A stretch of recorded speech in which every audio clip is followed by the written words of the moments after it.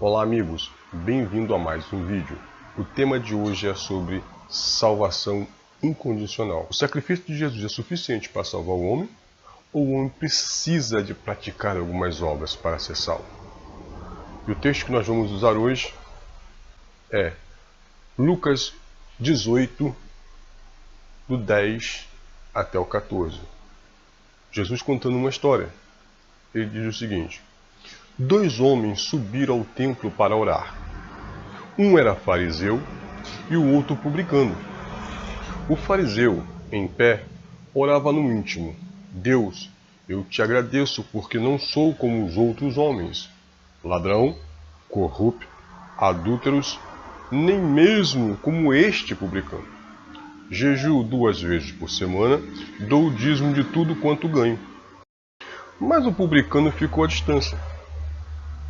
Ele nem ousava olhar para o céu, mas batendo no peito dizia: Deus, tem misericórdia de mim, porque sou pecador.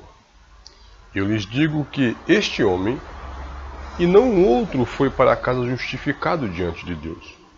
Pois quem se exalta será humilhado, e quem se humilha será exaltado. Veja só o cenário dessa história. 2 homens subiram para orar no templo. Um se julgava merecedor da misericórdia de Deus a ser justificado. Por quê? Porque ele praticava as obras da lei. Porque ele praticava obras para ser salvo. As obras da lei era para que o judeu pudesse ser salvo. Okay? Então, o que o fariseu ele dizia? Ele dizia que merecia ser justificado, merecia ser salvo, por quê? Porque ele não era ladrão, ele não era corrupto, ele não era adúltero, nem mesmo como aquele que estava do lado dele, ou seja, ainda apontando o teu irmão, o teu próximo. Esse fariseu, ele dizia que merecia ser salvo, que merecia a justificação diante de Deus. Queridos, e hoje não é diferente. Nos dias de hoje ainda não é diferente. Infelizmente existe uma gama de pessoas que se diz cristãos, que se diz, evangélico, seguidores de Cristo, que diz que para ser salvo eu preciso praticar obras. Que para ser salvo eu tenho que fazer isso ou fazer aquilo. E desmerecendo o sacrifício de Jesus, anulando o sacrifício de Jesus. E veja que o publicano, no caso, que era um homem considerado pelos judeus traidor de sua pátria, porque trabalhava para Roma, cobrava impostos para Roma, ele nem ousava olhar para os céus, mas ele reconhecia uma coisa: que ele era pecador, que ele, por ele mesmo, ele não poderia ser justificado. Pelas obras dele, ele não podia se justificar mesmo porque, porque ele também era um judeu e praticava também as mesmas obras. Ou não? Ou será que um judeu, só porque passou a trabalhar para Roma, deixou de praticar as práticas judaicas? Não, ele ainda também praticava as suas práticas judaicas. Mas ele mesmo assim, ele poderia debater: olha só, eu também faço isso. Mas ele olhou para o céu e disse: Senhor, tem misericórdia de mim, porque sou apenas um pecador. E é isso, queridos, que nós temos que entender. Nós não temos nada a ver com nossa salvação. Nós somos como esse publicano. Não podemos fazer nada para ser salvo, a não ser agradecer a Deus. Senhor, misericórdia, porque eu sou pecador. E o que Jesus disse? Qual dos dois desceu justificado? O que batia no peito e dizia que merecia, porque praticava as suas obras, pelas suas obras ele tinha que ser salvo? Ou aquele que também praticava aquelas mesmas obras, mas por se achar imerecedor você achar uma pessoa que não merecia aquilo, qual dos dois foi justificado? Jesus disse: eu lhe afirmo que este homem, o publicano, e não o outro, o fariseu, desceu justificado, foi para casa justificado. Por quê? Porque um achava que merecia por suas obras, o outro, ainda que praticasse também as mesmas obras, não se achava merecedor nem mesmo pelas suas obras. Então esse sim, desceu justificado. A salvação não é diferente. Efésios 2:8 diz o seguinte: pois vocês são salvos pela graça por meio da fé. Isto não vem de vós, é um dom de Deus, não vem de mim, vem de Deus. Foi Ele que nos deu a salvação. Não foi eu que procurei a salvação. Ele me deu, porque quis me dar. No versículo 9 ele diz: não por obras, para que ninguém se glorie. Veja, não era isso que o fariseu estava fazendo, se gloriando? Se a salvação viesse pelas obras, nós seríamos incomungos, como aquele fariseu do templo, que estava se gloriando porque fazia. Sou salvo porque eu pratico isso, eu pratico aquilo. Sou salvo porque eu jejuo. Sou salvo porque eu sou batizado. Sou salvo porque eu tomo ceia. Enfim, nada que eu venha fazer venha me fazer merecer a salvação em Cristo Jesus, porque não vem de mim, é dele, não vem de dentro de mim, vem do céu para mim, vem dele para mim. No 10 diz: porque somos criação de Deus, realizada em Cristo Jesus, para fazermos boas obras, as quais Deus preparou de antemão para que nós as praticássemos. Agora preste atenção, uns falam: bom, se não vem pelas obras, por que Deus então preparou de antemão boas obras para que nós praticássemos? Há uma diferença em obra, ser salvo pelas obras, e há uma diferença de boas obras. Ser salvo pelas obras, nós não podemos ser. Agora, praticar as boas obras, nós temos que praticar. Veja que aqui está dizendo praticar as boas obras. Quais são as boas obras que devemos praticar? O amor, devemos praticar a misericórdia. Essas são as boas obras. A pessoa necessitada. Isso Deus preparou para que nós viemos estar fazendo na terra. Agora, para salvar, não precisamos de obras nenhuma, tá? Porque Deus, Ele já fez o único sacrifício para sempre. Esse sacrifício já foi feito e nada que eu venha a fazer pode substituir este sacrifício na cruz do Calvário. Aí tem pessoas que dizem o seguinte: não, eu sei, a salvação é pela graça. Pô, claro que eu sei, mas eu tenho que andar correto, não posso pisar na bola, porque senão eu posso ir para o inferno. Se Jesus voltar, se eu pisar na bola e não me consertar com Deus, não fizer um ritual para me consertar com Deus, eu vou para o inferno. Olha, queridos, existe condição na salvação? Será que existe condição na salvação? Ou você já é salvo pela graça, ou você ainda vai ser salvo. Se você ainda vai ser salvo, você não está na graça, você está na lei. Romanos 11:6 diz o seguinte: se é pela graça, já não é mais pelas obras. Se fosse, a graça não seria graça. Ora, se eu sou salvo pela graça, eu não sou salvo pelas obras. E se eu fosse salvo pelas obras, a graça não seria graça. Ok? Então vamos levar isso para o nosso contexto atual hoje. Olha, eu sei, irmão, eu sei, a salvação é pela graça, mas eu tenho que me manter, sabe?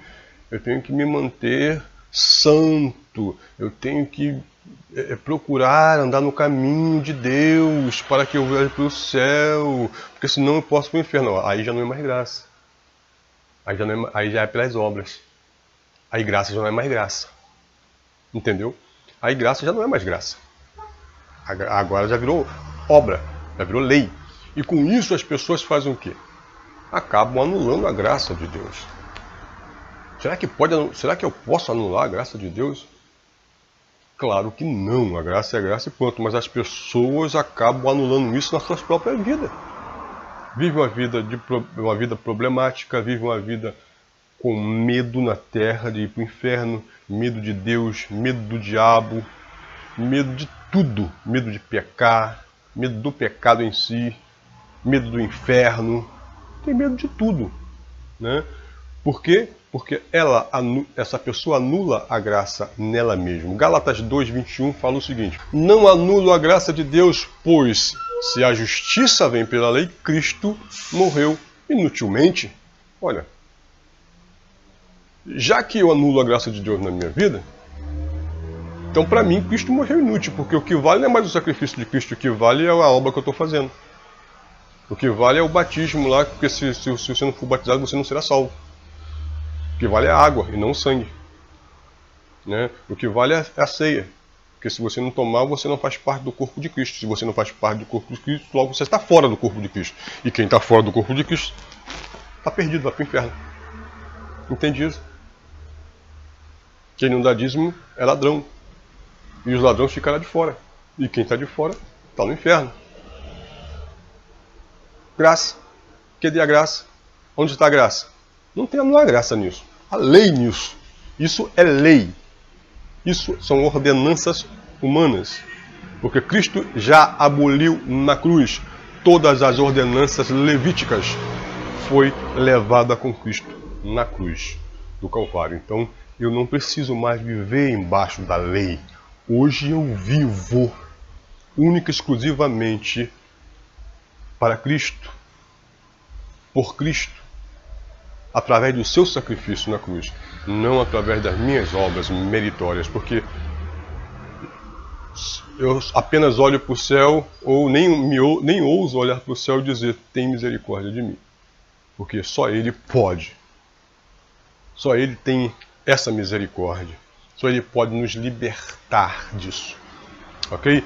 Só Deus pode te libertar. Paulo fala aos romanos, para a igreja que está em Roma, mas agora vocês foram libertos do pecado e se tornaram escravos de Deus. O fruto que colhem leva à santidade. E o seu fim é a vida eterna. Que lindo. Que coisa linda que Paulo está dizendo agora. Olha, vocês agora estão libertos da natureza pecaminosa. Estão libertos. E agora vocês são servos. Estão debaixo da servidão de Deus através de Jesus. E agora, por isso, o fruto que vocês colhem leva à santidade. Entende isso? Leva à santidade. Por você estar debaixo, por você ter aceitado o sacrifício de viver pela graça, viver apenas pelo sacrifício de Jesus, tá? O que você colhe disso? Você colhe fruto que leva à santidade. E qual é o fim disso? O fim disso é a vida eterna. Vida eterna. Ok? Então precisamos entender que se é graça, não pode haver condições.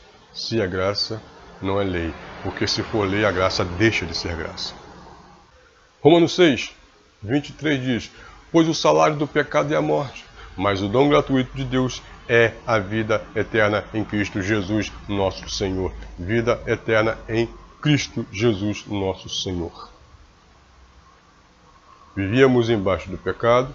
Nós não, né? Os judeus. Naquela época, viviam embaixo do pecado. A humanidade antes da cruz, vamos dizer assim. Nós não, a humanidade antes da cruz vivia no pecado. Que quando nós nascemos, eu nasci e você nasceu nessa era, Jesus já tinha morrido. Jesus já tinha aniquilado o pecado. Jesus já tinha pego o pecado e cravado com ele na cruz. Então nós não nascemos salvos no Espírito. Nosso Espírito já nasceu salvo. Ok? Então ele está dizendo que agora, olha, vocês estavam no pecado, o salário do pecado é a morte. Vocês estavam no pecado, mas agora depois que são salvos, o dom gratuito de Deus é a vida eterna. Deus te deu um dom, querido. Deus te deu um dom eterno. Ainda que você não crê nisso, você é salvo. Você não tem consciência, a sua mente ainda não é salva, mas o teu espírito ele é salvo. Querendo ou não, porque Jesus salvou ele na cruz do Calvário. 2 Coríntios 5,18 diz o seguinte: Tudo isso provém de Deus, que nos conciliou consigo mesmo, por meio de Cristo, e nos deu o ministério da reconciliação. Olha que coisa linda. Paulo diz que toda essa coisa de salvação incondicional, isso provém de Deus. Tudo que ele fala ali provém de Deus. Tá? E que Deus nos conciliou consigo mesmo. Olha, a humanidade estava de mal com Deus, e Deus se reconciliou, ficou de bem com ela, através de Jesus Cristo. E com isso, Ele nos deu o quê? O ministério da reconciliação. Poxa, qual é o meu ministério? Qual é o meu ministério, gente? Todos os cristãos têm o ministério da reconciliação em si. Qual é a nossa missão? É sair ao mundo e dizer que a pessoa já é salva em Cristo Jesus no seu espírito e que precisa agora salvar a sua mente para que ele seja reconciliado com Deus. Porque Deus já fez a reconciliação na cruz do Calvário. É lindo isso, é lindo isso. Aí o 19 ele diz, ou seja, que Deus em Cristo estava reconciliando consigo o mundo, não lançando em conta os pecados dos homens, e nos confiou a mensagem da reconciliação. E aqui ele reforça, dizendo que Deus reconciliou não só a mim, não só a você, mas reconciliou o mundo de todas as eras. Mundo no grego é cosmos. Então o cosmos ele foi reconciliado com Deus. Deus reconciliou o mundo, não só a mim, não só a você, mas o mundo em todas as eras, o cosmos, no todo, foi reconciliado com Deus. Tudo estava uma bagunça, tudo estava em trevas. O Espírito Santo só pairava, ele não descia, não habitava no homem, só pairava pela superfície. Quando ele precisava, ele vinha, porque o mundo estava separado de Deus. Porque o pecado separava, a natureza humana separava o homem de Deus. Agora não. Agora Deus reconciliou o mundo. Ele disse, haja luz, e a luz veio. E veio ao mundo. Aleluia. E o que? Não lançou em conta o pecado do homem. Olha, meu querido. Senhor, eu não sou merecedor. Sim, você não é. Mas ele desejou te salvar e desejou salvar o mundo. Então, queridos, hoje, eu e você, nós temos em nossos ombros o dever de espalhar a mensagem da reconciliação. Nós temos o ministério da reconciliação. Hoje, o Evangelho ele passa por uma apostasia muito grande. Muito grande. Por não aceitar o Evangelho que está na Bíblia, o Evangelho puro, o Evangelho simples, o Evangelho que está escrito simplesmente. O Evangelho sem dar margem para muitas interpretações, porque o que está acontecendo no Evangelho é muita interpretação e pouca leitura. A pessoa lê um versículo e interpreta. Ela não lê a história toda para tirar uma conclusão, ela não conclui, ela interpreta. Então esse é o problema do Evangelho hoje. Está havendo uma gama de interpretação do Evangelho. E o que nós precisamos é ler a Bíblia e entender ela como ela é. Claro, respeitando o tempo, respeitando a cultura, respeitando as origens, sim, mas o Evangelho é simples, como está escrito. Simples. E pronto. Ok? E que Deus vos abençoe rica e abundantemente. Amém.